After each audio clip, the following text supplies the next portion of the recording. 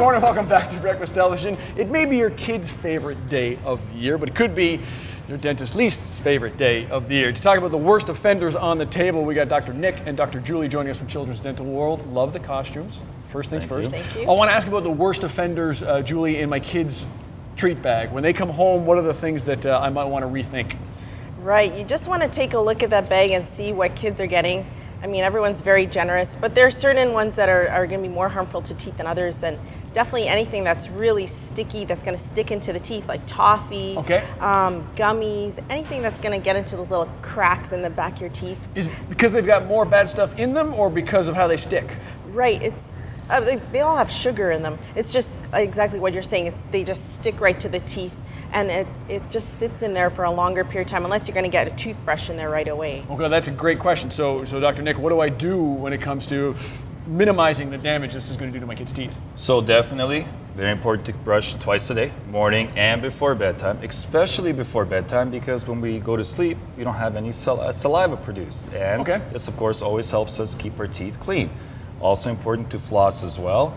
And we always advise that most of the candy at least should be had during mealtime, because again, when it's mixed with other foods, its effect is lessened and we also have more saliva again. Okay, real good point. So maybe do a late dinner with the trick-or-treating so it all works in together. Exactly. What else can I do, Julie, to mitigate the damage that this treat bag's going to do?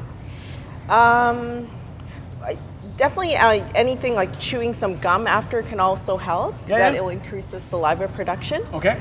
And I've also heard that if I let my kids really go all out, that's going to make an impact when it comes to their teeth.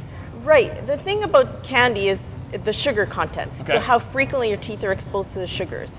So you want, as I do say sometimes, some kids hoard candy for a long time. Yeah, that was me. I did that. Yeah. Yeah, and you're picking candy out at Christmas, that's not a good thing, because you've been exposing your teeth to sugars over a longer period of time. So you're better to expose it, and I know it's not good for parents or teachers, but to eat more at the same time. At one sitting, so to kind of limit how many times you're going to have candy. Exactly. Which in my head means go all out. Right, so you're not bombarding the teeth with sugars over and over and over. The stomach's a whole different thing. Okay, I got to ask you guys about what you want to see in the treat bag. What, if I'm a responsible citizen, what should I be putting in kids' loot bags? Well, something that's good would be, again, chewing gum. Chewing gum, just by the produces saliva again, as we mentioned, which again helps protect our teeth. Now, again, it would be very tough not to have some of the other candies in a Halloween bag there. So as long as we're to have candies, mostly, again, it's all about the frequency. And if we can have the candies during mealtime, such as lunch or dinner, and once again, making sure to keep nice and clean with brushing and flossing, then that should hopefully help out and minimize the damage. Keep those sugar bugs away, that's right. All right, if your child after tomorrow needs an appointment, you can find all the details on Children's Dental World at breakfasttelevision.ca. Toothpaste tube, tooth fairy, always nice to see you. Going to take a break, there's plenty still to come today on BT.